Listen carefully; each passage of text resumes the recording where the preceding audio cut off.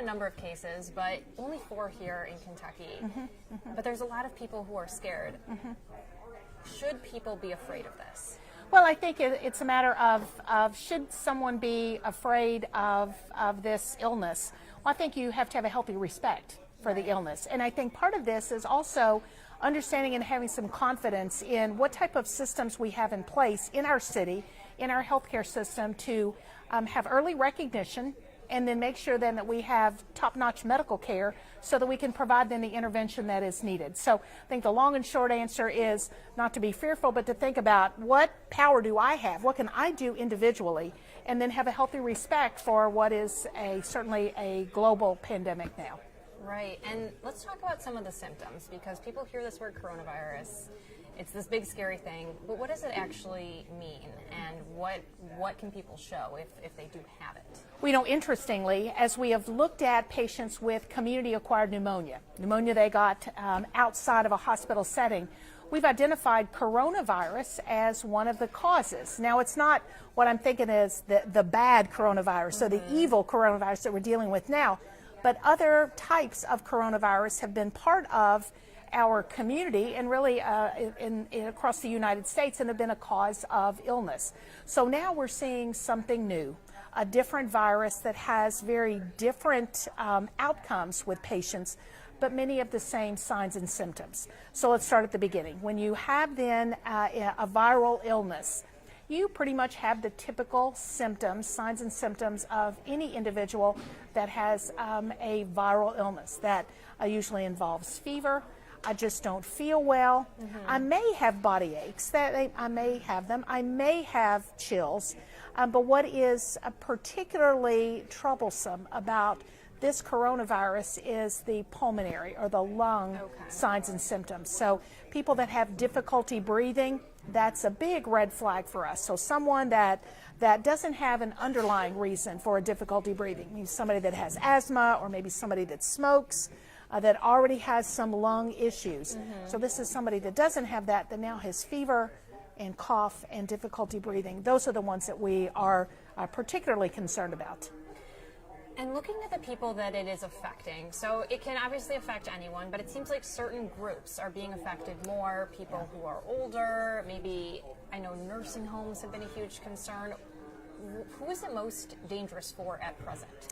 Yeah, so this is something that has caused us probably, and I know me personally, the most concern, because many people that you hear talking about this coronavirus will say, it's just like the flu.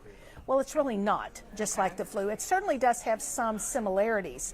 But with this particular virus, we are seeing then those that are most heavily impacted are individuals who have difficulty responding to illness. So that's then where we get into the aging population or people that have underlying health conditions that make it difficult for their immune system to respond. But in addition, we're also seeing those lung problems, those pulmonary problems, that pneumonia. We're seeing that in a portion of the community that we typically don't see have these complications from a viral illness. And these are our young adults. So fortunately, we're not seeing disease in children, which is certainly a blessing. And that's really different from flu because, we do see then influenza and deaths among children that become sick with influenza. But we're not seeing coronavirus in children. Now, is it because they are less likely to become sick, or is it just a milder type of presentation? I think probably it's that it's just that they are ill, but we just don't see it because it's just not a serious illness. But that's really different from what we're seeing in the older adult and in the kind of middle age. So like 30 to 79, I think, are the most recent age ranges for people that are becoming ill. So that's concerning. Anything that is going to cause pneumonia in a young adult is concerning. Is it possible, I'm going to take a look at this while you answer the next question, but I'll just pose it right now. Is it possible to have the coronavirus and not know that you have it? Is it lying dormant in people, or are the cases being spotted pretty quickly? I think that's an excellent question, and that as with most viral illnesses, you'll have a complete spectrum. People who become infected and don't show hardly any symptoms, people who may be infected and then just carry the organism as part of their body's microbiome or their organisms. And then we see people who get mildly ill to more seriously ill to people who become ill and don't survive. We see that whole spectrum. So yes, certainly there are people that have very mild disease, and those may be people who think, I've just got a bad cold, or I've got flu and I'm just going to stay at home, or even worse, I've got bad flu and I'm not going to stay at home. That's the absolute worst. But we do know that there are people that are going to have that end of the illness. The problem is, if I'm ill, I may be able to transmit it to others. Right. So if I'm ill and I continue to go to work, go shopping, go to church, go to social events, then I'm able then to transmit that organism potentially to someone who may become more seriously ill. So this is a time where we think about, with this pandemic, if we're going to deal with it together, we have to deal with it together. And we need to be thinking beyond just me, but what is the impact of my action in my community? Right, and I know I've seen on social media a lot of people saying, I'm not afraid of the coronavirus, I'm healthy, it's not going to hurt me. But the thing is, you could be hurting other people who are in that population of maybe the more vulnerable ones at present. Yeah. And I think, in my 40 plus years in healthcare, I don't think I have ever met somebody that wanted to hurt somebody else. Right. And so I think when people make those kinds of comments, they just really don't understand that you can become ill and it not be a problem for you, but you then can infect and actually kill somebody because you transmit an illness to them that they can't handle. So we've got to think about, when you are looking at public health and the health of a community, you realize that you're part of a greater whole and that you have responsibility to not only yourself, but you've got a responsibility to your family and to others that you interact with. So we want people to begin to think about the impact of their decision making on other people. Exactly. And one of the things that people have been talking about a lot also is, how can I keep myself from getting this? How can I keep everyone safe? We hear about, I know a week ago, we were looking at your Walgreens, your CVS, your pharmacies. Face masks are all out, but face masks aren't actually the best prevention if you don't already have it. Yes. So can you dispel some of those? I know my mom was shopping yesterday and she said that the entire paper products portion of Target was wiped out. It seems like people are buying their hand sanitizer, their paper products, kind of preparing for something to happen. What are the things that you need, and what are the things that you don't need to protect yourself? Well, I don't mind if people go out and buy all the toilet paper or paper towels or hand sanitizer. That's fine. But please don't go out and buy respiratory protection. And I'm going to say this, right to the audience. Please do not do that, because it doesn't help you. But what it does do is it hurts the healthcare worker, the nurse who may be providing care for you. I might not have respiratory protection to come and take care of you, and you may need me to take care of you. So meet me halfway and help me by doing the things that are helpful and not doing the things that are not helpful. It will not help you wear a mask in public. It will not prevent you from becoming ill, because there is much more to transmission of coronavirus than just what you may have protected on your face. Right. We have a question here. From Linda McDaniel. So she says, is it true hot water opens your pores and that you should be using cold water to wash your hands? Because we have heard hand washing is the best way to kind of prevent from getting it, at least right now.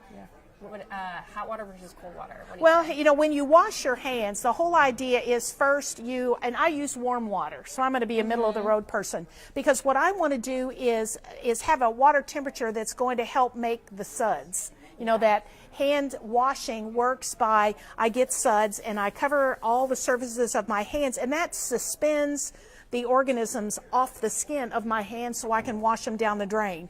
So actually, warm water is ideal. Hot water, it creates certainly some discomfort on your hands. Cold water, same thing. It causes chapping and so forth, and it may actually result in damage to your skin that will make you less likely to wash your hands or sanitize your hands just because it hurts. Yeah. So go for the middle of the road. Warm water, suds up. I've seen all kinds of things on Facebook about all the songs now you can use. I only learned like Happy Birthday or Twinkle Twinkle Little Star, but I've heard everything from, the hymns that you can sing to more popular songs. It really doesn't matter what you want to do. You can rap to your heart's content. I only care about you, getting after it with that. Seconds. Yeah, get those 20 seconds in and then rinse it down the drain, and that's ideal. Right. So what about hand washing versus hand sanitizer? Because maybe you don't have access to water, a sink, soap. Is hand sanitizer as good as that soap and water? Actually, hand sanitizers for general use are probably better than soap and water hand wash. So for the general public, you want to use soap and water hand wash when your hands are visibly dirty. You have something on your hands, or you can maybe see it, or that in all likelihood you have something on your hands you want to wash off. But the interesting thing, alcohol-based hand rubs are loaded with emollients, almost like hand lotion of sorts. And it actually protects the skin of your hands, because when you wash your hands, you remove the oil that acts as a protectant for us. So hand sanitizers tend to replenish those protective coverings and actually help your hands feel better. And you can tell that because after you use a hand sanitizer 5 or 10 times, you kind of feel that residual of those emollients on your skin. And that to me is kind of my mental prompt to, okay, go ahead now, wash that off and kind of reset the baseline, and then continue to use alcohol-based hand rubs. I'm going to take a look at these other questions, but while I'm doing that, I know that a lot of people... We've got the sound on. How do I turn that off? Okay.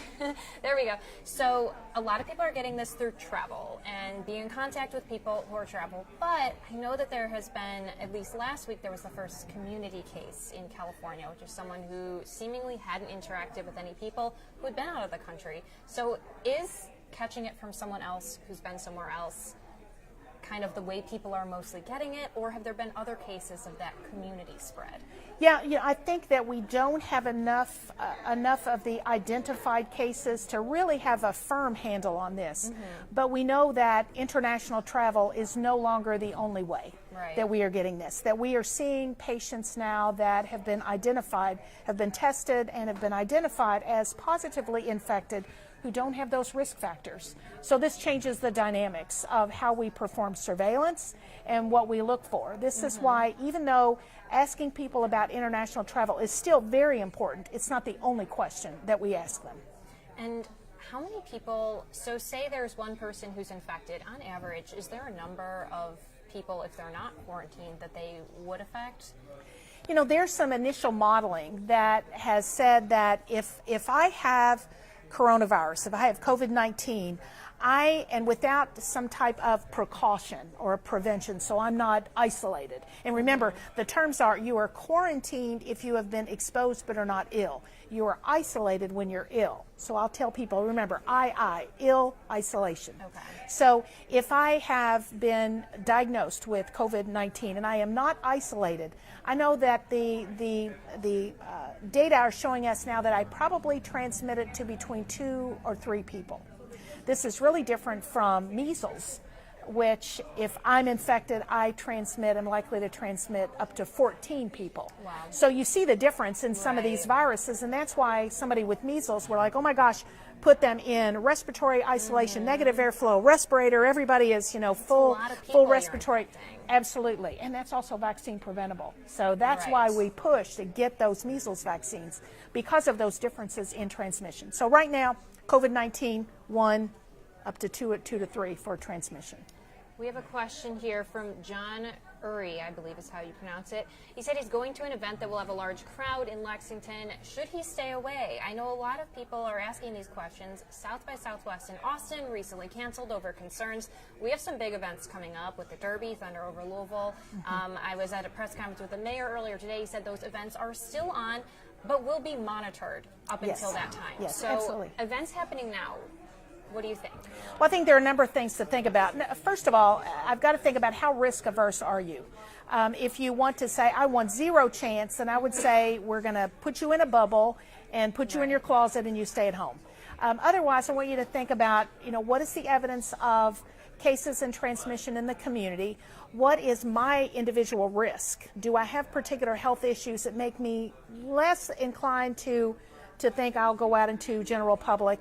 And then what's the venue? Is it an open air? If I'm outside, that's one thing. Am I closed inside and am I packed? inside and kind of can't get away from others, well, then I've got to begin to think about my individual health risk.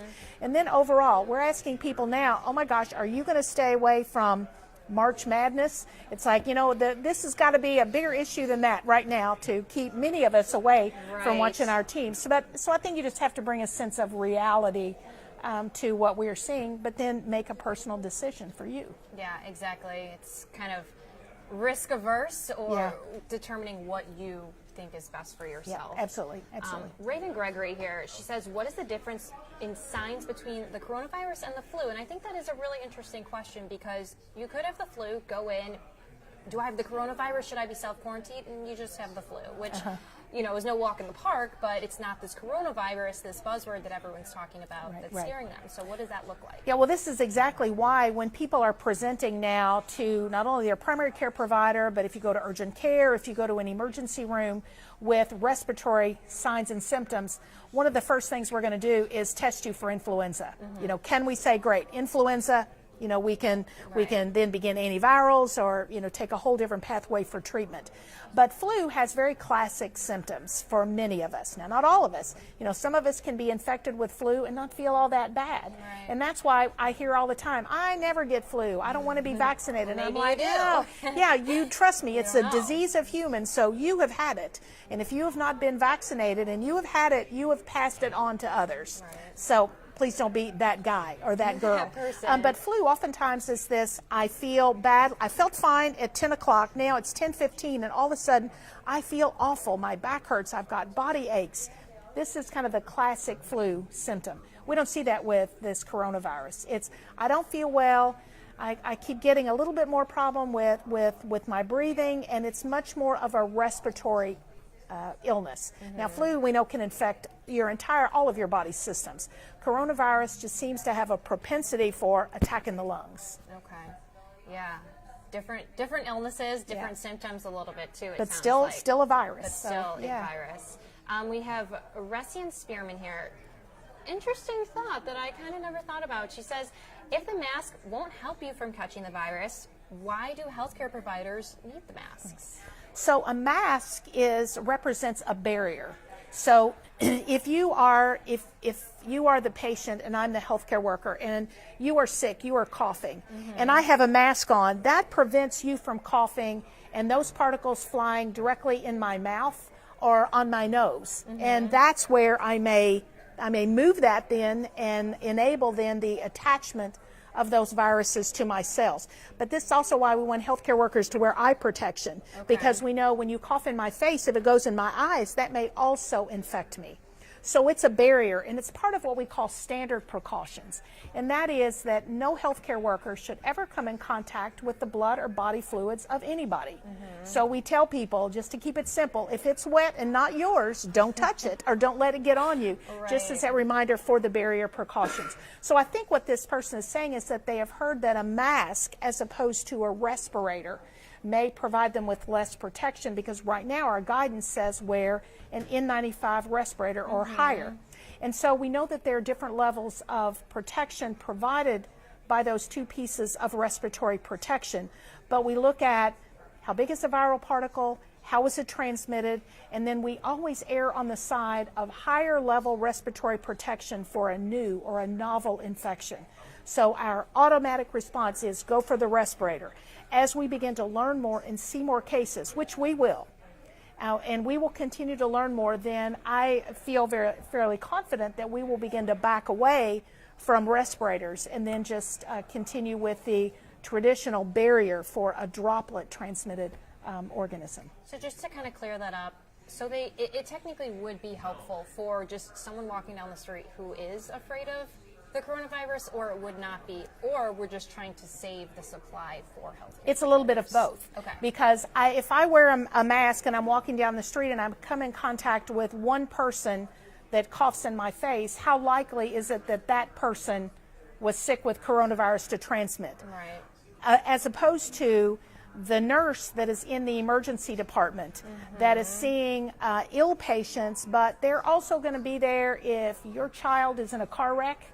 then we kind of want to make sure that the nurses are protected so they are able to go to work, because we need them. We need our healthcare workforce. So we're trying to do that. We're trying to put the masks where the greatest likelihood of contact is, and that is going to be in those patients that are hospitalized. Right. Exactly. It could help you, but if you're in the doctor's office or the hospital every day, it's that's much where the more yeah likely. that's the bang for the buck right there. Yes. Do you have someone? Amari Segovia is asking, will they close schools if it gets to stage 6? I guess at what point? I was at this press conference earlier. Dr. Marty Polio was talking about JCPS procedures, and he said he's relying on state and county health officials to kind of advise him on when schools should be closed. Obviously, there's a lot of other districts, but JCPS being a huge district with a lot of people that it's going to affect. Yes. At what point do you think that schools should be closed? Well, I think it becomes, what is the benefit to the community? Now, every year we look at our graphs of influenza cases, and almost every year you'll see a little plateau during the Christmas break.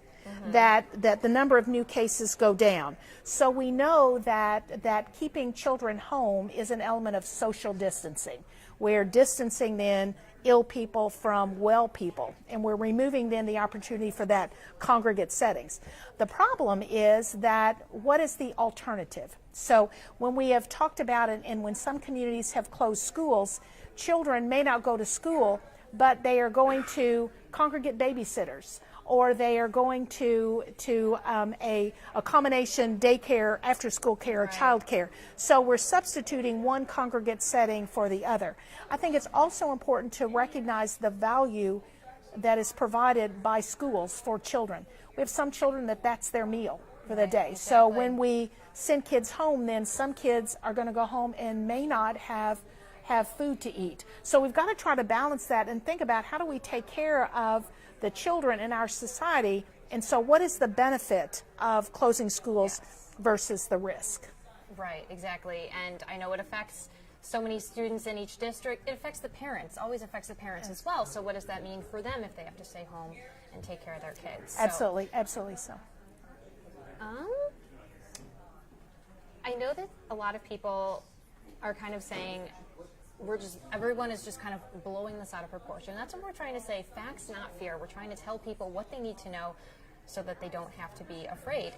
Do you think that essentially this has kind of been blown out of proportion? Well, I think that there are some elements of the pandemic that are certainly true. This is a new virus. It has new impacts on young people, which is concerning. Much of the response has been aimed at fear. It's been aimed at politicizing responses, and without an understanding of, some of this, the situation changes every day as our numbers increase or the risk factors change as we learn more, and none of us have a crystal ball to be able to see that. We can project. And so I often wish that I could take all the energy that is going into upsetting people and accusing people and say, how do we turn that into some positive solutions for the community? So that would be my big wish, that we can say, really, how are we going to work on this together? Because anyone can be impacted by this. So everyone should be involved in finding solutions for the community. And right now, there is no vaccine, or there is no cure for this. So that's another thing that is kind of scary. So there is obviously a flu shot every year. People get that or not, but there is something you can do to protect yourself. Whereas this, it's kind of just those steps: washing your hands, coughing into your elbow, avoiding close contact with people. Is that something that is also kind of fearful for people, or you think should be fearful for people, is the fact that there isn't a vaccine? Well, I think certainly we want a vaccine, and we want medication. We want drugs that are going to fix it. And so that's kind of the nice thing about Louisville, that we have these resources that I think you don't know of, or you don't think about them until you need them. So, for example, we have the Center for Predictive Medicine that is here in town that has this relationship with CDC. It's one of 13 regional biosafety labs and 2 national labs. Their job is to study to see what new therapies can come to market, what information can be provided to help with vaccine development. So we have a lot of these resources here and people that are looking at that. In my division, our job is to look at what is happening in the community and study the effect of illness on the community so we can provide information to inform the companies that are making the vaccines to say, this is the population that is impacted. These are the risk factors. Therefore, these should be the people that we go after first. So there is a lot of work being done because those things, as you said, are very important. But we're doing a lot of that work here in Louisville, and I think that may be surprising for people to know that so much of this is happening right here under our nose. Exactly. How far away do you think that we are from that vaccine or from that medication?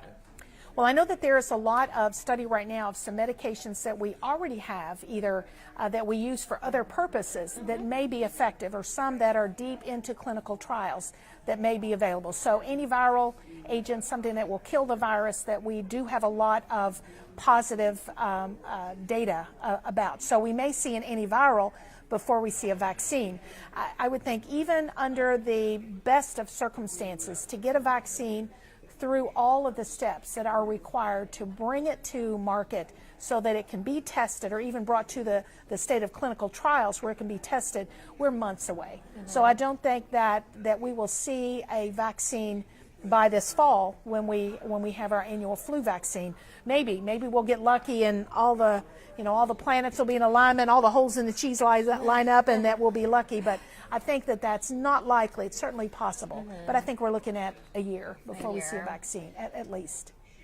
A lot of people are asking about asthma and diabetes are two of the ones that I've seen most. For people who have those two conditions, do you think that they're more at risk for getting this virus? I think absolutely that they may not be more at risk for acquiring the virus, but if they become sick, then I think that they are more at risk of having complications or having a more serious illness. So that's why we will say if you have an underlying health condition, do what you need to do. Take your medicine. Get your follow-up care. If you smoke, for Pete's sake, quit smoking or don't vape. If you're dealing with a virus that impacts your lungs, then you need healthy lungs. Right. So stop doing some of that, and let your lungs then repair themselves to the point that they can before you become infected. So certainly, if you have an underlying health condition, get it under control. That'll make you more likely to be able to withstand the impact of this virus if you were to become ill. I know something I've been wondering about. It seems every day there's more cases, there's more talk about what does this mean for everyone. Is there an end? Is there an end in sight, I guess? I know people have been saying summer, this will be done, this will be wiped out. Is that true, or can we just keep seeing this go forever? Well, I bet it's going to be a combination of both. We know that, like the influenza virus, we see it all the time. It never goes away, but the numbers drop significantly as the temperature goes up and the relative humidity goes up. So those conditions tend to be less favorable for some viruses, but not all. So we certainly have the chance that we may see our numbers drop as our weather begins to warm up. However, it's still going to be in the community. And illnesses continue to thrive when individuals are susceptible. So when we have people in the community that are not immune, and we know that you gain some level of immunity, we don't know how much or for how long, but after you become ill, that you probably have some level of immunity and won't be able to become ill again either immediately or for some period of time. At least that's what we think. But now, if the rates of illness drop throughout the summer, when the weather changes and conditions become more favorable, we, I think, should be prepared to see those numbers come back up and then individuals begin to become ill again. Now that's if I look at my crystal ball or I get up my Ouija board and I think, what are we going to see? That's what I think. But I think that there's a lot of discussion. Some people have said that we're going to continue to see this around the world until 70 or 80% of the world's population has been infected. That's kind of one end of the spectrum, and I don't know, maybe that's true, I don't know. All I know is let's deal with what we have to deal with today, and let's try to be reasonable about it and help people be less fearful, and then figure out what can I do, what power do I have today, what are things I can do today to help then minimize the effect on me and on my family. That's what I want us to focus on. Chris Hunt is worried about some of our furry friends. He says, can your pets get it?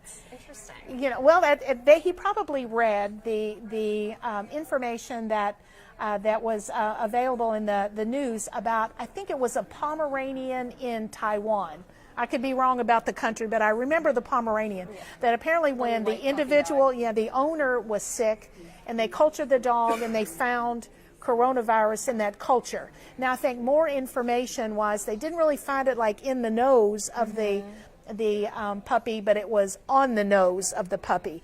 But it's a reminder that we live in what we call one world health, that we will continue to see an overlap between the animal kingdom and the human species, that what goes on in animals, in other animals, will affect us. So we need to be concerned about that. And we may find that we know animals are important in looking at methicillin-resistant Staph aureus, or MRSA. We know that we have evidence then of that animal involvement. It wouldn't surprise me if we see that with this virus also. That's very interesting, because we always, we think about our pets a lot, and we don't want them to get sick either, but sometimes you just don't know about those viruses. That How much do I want to hug them? Exactly. Brandy Luttrell says, should we be more concerned about the flu? So we've got these two viruses. We're very, very concerned, at least a number of people are very, very concerned about the coronavirus. Should we be concerned about the flu as well? Absolutely. Okay. And so the way that I describe it, flu is not a disease just of your lungs. We know that if you have influenza disease, you... Interrupt. I'm sorry. We're going to interrupt real quick. Okay. Doug is going to take over for just a moment as part of our show going on right now. So we will be right back for the Facebook Live, but we'll keep going. Sure. Ruth, we're going to do a live interview on TV, and so... Be on good behavior? Is that what you mean? Be on good behavior. All right. Oh, we tell that to Doug all the time. Do you have a microphone? Do you want to do this? Okay. All right. Can you hear programming or anything okay? No. Thank you. So, we're still on Facebook Live? Okay, for the folks watching on Facebook Live, we'll be right back. Yes, Will, I hear you. With you. We're going to ask Ruth some questions on Channel 11 here, and then they'll continue their interview right here for you on Facebook Live right up until about 6 o'clock or so. So we're not taking Ruth away. And so you've been there about 10 years now? So We're at UofL? Mm-hmm. Oh my gosh, since like 1978. It's been a couple of whiles. I know. That's a long time. That's right. A long time. Yes. I think it was always like that. But I'm giving you a mic check back in the studio. Can you hear me okay?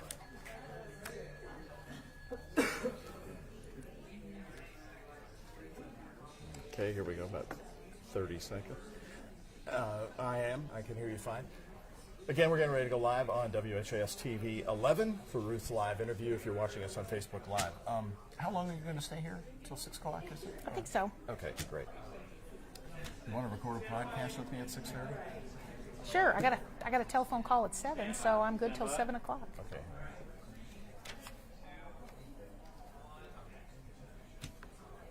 As we've been telling you today, there are now 4 confirmed coronavirus cases in southern Indiana and Kentucky. You see them on your map where they are listed. So we've invited Dr. Ruth Carrico, who's the infectious disease specialist for UofL Medicine. She has specialized in this for many years in our community, and she is joining me live here in our newsroom as we are continuing our coverage. Facts, not fear. That's our commitment at WHAS 11, just to bring you the facts. Ruth, thank you for coming in. First of all, do we have enough testing kits in this community for people as we're entering the allergy season, flu seasons continue, for them to be testing anybody who says, I'm worried? That's a great question. And I think, 11 weeks ago or 12 weeks ago, we had never even heard of coronavirus. So now we have gone full steam into a discovery of a new virus and then the mechanisms to test for it. So when we think about a test, many times people will say, well, I know how I test my finger for blood sugar. I stick my finger, I put it on a little test strip, and then I have immediate results.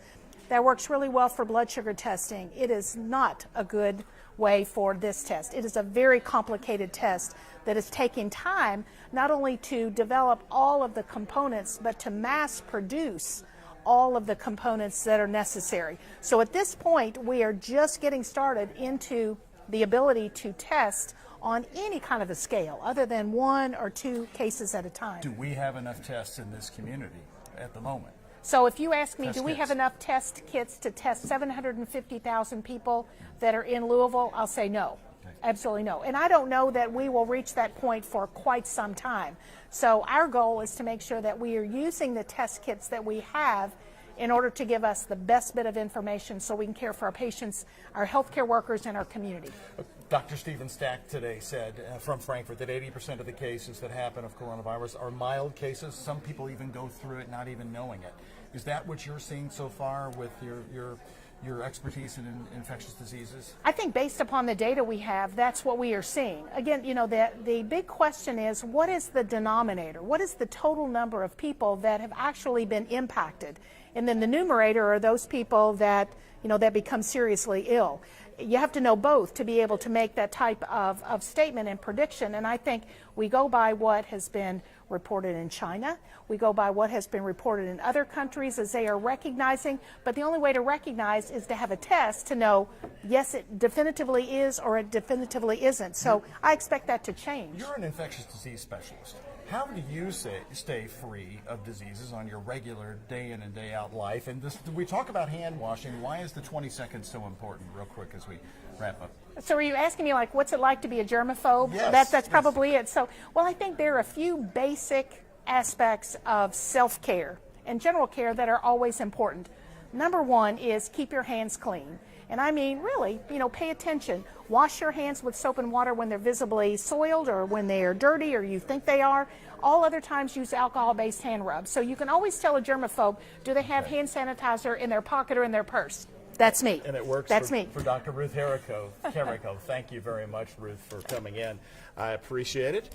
And the president is updating in a special report coming up at 6 p.m., so stay with us. We'll be carrying that live here on WHAS 11. Again, President Donald Trump with a special update at 6 p.m. Ruth, thank you very much. Thanks. We'll talk about this on The Rant coming up next here on WHAS 11 News.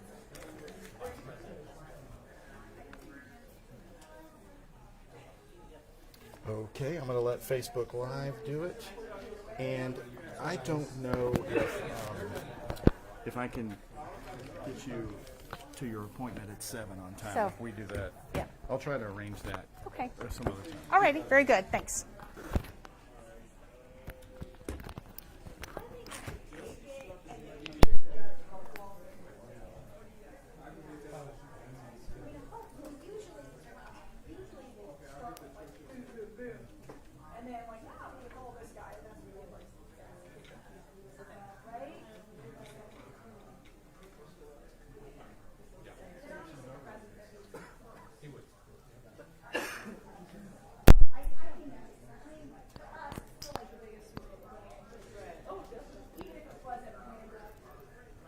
We are back for our Facebook friends. Looking at some of the questions. If you guys still have comments, you can feel free to drop them in, and we will keep on answering them. Let's see if anyone else has asked anything. Well, so a question I had, I guess, is can we kind of take it back to the start? How did this start? We know it started in China, but what made this strain of coronavirus different that now it has become what it is? Yeah. So I think a lot of that we're still trying to understand how new diseases emerge.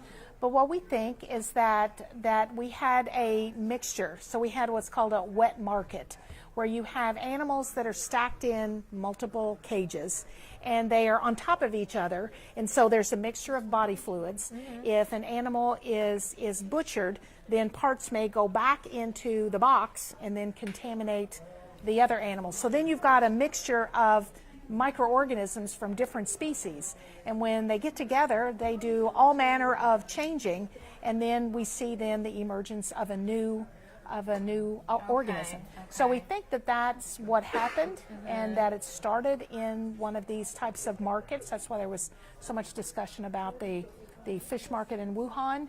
and then once it begins to then work its way through the population, everybody is susceptible. Nobody's immune. It's a new virus. So then you see spread. Now it continues to spread until somebody recognizes that something is wrong. So they say all of a sudden, this is the second patient I saw with this presentation, or the second patient I saw that I couldn't cure them with my normal medications. And then those are what prompts then public health intervention and that epidemiologic investigation. Right. And I know that there's two words we've been hearing, COVID-19 and coronavirus. Can you talk about the difference between those two things? Sure. Well, COVID-19 is the actual disease.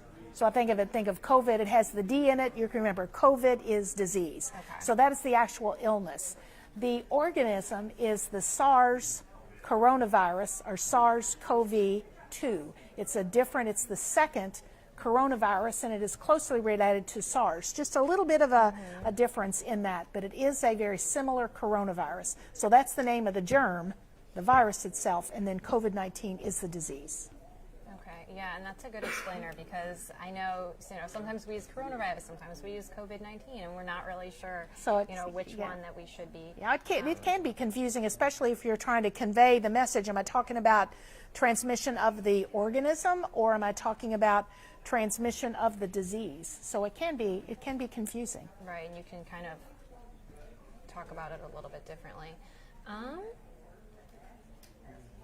Someone asked, and I think we covered this a little bit, but someone asked, is the virus man-made? I don't know how to answer that. Well, I heard a lot, there's a lot of conspiracy theories, and, you never know what the truth is, perhaps, we don't know. All we know is that we've got evidence of a new virus. Now, I'm sure when the virus is evaluated at the genomic level, where we're actually looking at the DNA and the changes, that there will be some clues. How did this emerge, or does this look like, splicing and dicing, something that could be man-made? But, right now we don't have any evidence of that. You never say never, you don't know, but for all intents and purposes, this is an emergence of a new organism.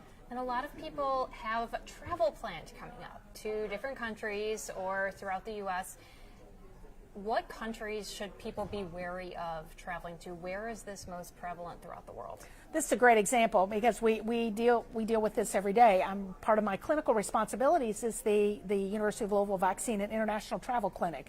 So we talk to people all day with travel plans, and we tell them, first thing, go to the CDC website and look at the travel alert. These are the countries that the government is telling you, please don't go there unless you have, unless you're going to go, as my boss says, if you're going to go for the Nobel Peace Prize and you've got to pick it up, well, you might want to go there. Otherwise, don't go there. Right. And then we'll say avoid that until we get a better handle on the disease transmission that is occurring in that area. But everybody loves to travel, and we have so much international travel all the time. Absolutely. And, if you ask somebody to cancel their plans, it's not only, oh my gosh, I planned for this for a year, but we know many times there's some significant financial penalties. So we try to work with people to say, let's look at what your risk is. Let's look at how averse you are to risk. Let's look at what activities that you have planned for there. Where are you going to be staying? What are you going to be doing while you're there? So we can help people make informed decisions. And part of that is helping people know that, life is, there are many uncertainties in life, and that all of us take risk at some level. We try to make sure that it's a thoughtful approach and that your risk makes sense for you at that particular time. And if not, then what are some other alternatives? Well, Dr. Ruth, Julie Wolf from right here in the building has asked, what do you think the biggest misunderstanding of COVID-19 is? I think, one of the issues I think has to do with influenza. I hear a lot that we don't worry about it, it's just like the flu. Or I never worry about the flu, I'm not going to worry about this. And I think an important take home is that people will ask me all the time, why in the discussion of coronavirus are people saying get your flu shot? Does the flu shot help with coronavirus? Well, no, the flu shot doesn't prevent coronavirus. But I'll tell people that, our normal baseline health is here. If I get influenza, my baseline health now has dropped. if I then get coronavirus, if I become infected before I have recovered from flu, I'm much more likely then to have problems recovering from COVID-19. So the flu shot helps you maintain that level of health and wellness that could be enough for you to avoid the more dramatic and problematic effects of COVID-19. So it's not that the flu shot prevents COVID-19, but it might prevent you from dying from COVID-19 because it keeps you at a higher level of health. A question I had, I was looking at kind of statistics this morning where this is seen most throughout the U.S. It seems like California and Washington, the Seattle area. Now, I know California, the people included in that number were all on the same cruise. So Right. It's bound to spread, confined space out at sea. But why Seattle? Why Washington? How did that kind of become the epicenter within the U.S.? Well, I think it's where the cases were discovered. If you are discovering cases in a vulnerable, high-risk population, then resources are going to go there to say, okay, if we've got this occurring and we're seeing transmission in a long-term care facility, for example, we've got to know how big the problem is, and then we're doing epidemiologic testing. So we're going to look and see who all is involved. And we know that when you start testing, you will start finding. And I think that we know that even though we have had only a couple of cases that we've identified in Kentucky, once we start digging and once we start figuring out an approach for testing, we will probably find more cases. So this is a reminder that instead of wondering if we're going to see that, accept the fact that if is now when, now it's now. And then what do I need to do to keep myself safe, my family safe? What is it that I need to be thinking about? Maybe I own a business and I've got to start thinking about, what do I tell the people at my work? What about business continuity planning? How do I make sure then that this is not an impact on people not able to come to work? What is it that I need to do to protect our general public? And then we go back to just those basics. Keep your hands clean. Don't touch your face. Environmental infection control. Don't go to work sick. All the things our mother told us when we were little. Come back around to Mom knew best. Well, guys, if you have any final questions, we're going to wrap up here soon. We still have time for a few more questions. Something I was also wondering, if you are ordering products from China, I know a lot of products are made there, can it travel on something that's not a living organism? Can it travel in a package and get to your house, and could you get it that way? Yeah, we've had a lot of people ask about that. What about how long does the organism persist in the environment, and can that be a risk? We don't have any evidence that any type of packaging or material is going to be a risk and result in movement of the organism into the community or into your home. We don't have any evidence.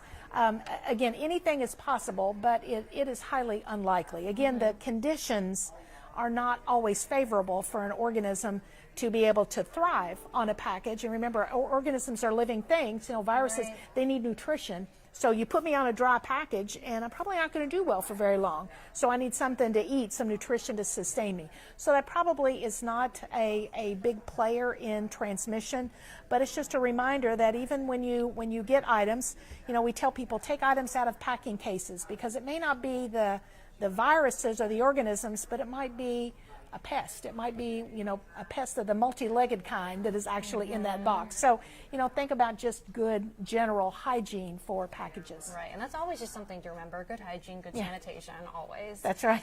Sarah Mills says, what is the difference in the coronavirus and allergy symptoms? Because we are entering that allergy season, that spring, where there's a lot of pollen in the air, and you could be feeling some of these things that you might think are symptoms of the coronavirus, but are really just allergies. Yeah, I think probably fever is the big one.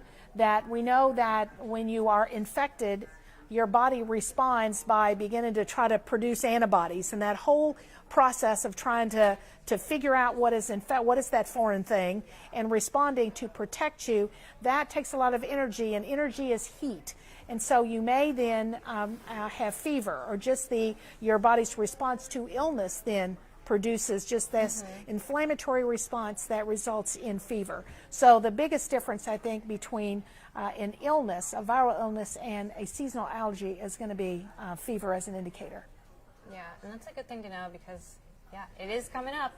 Those symptoms of... that spring fever? Yeah, That's right. Yeah. Well, I don't think I see any new questions. Are there any final thoughts you have for us that you want people to know? Well, I think that there are a number of valuable resources that are in the community. Our health department, our local health department, we have some amazing individuals that are helping guide us at the healthcare at the hospital level. What should we be doing? So listening to what our health department is telling us, following then that guidance, seeking credible information to help you make decisions. And then remembering there are always places to reach out.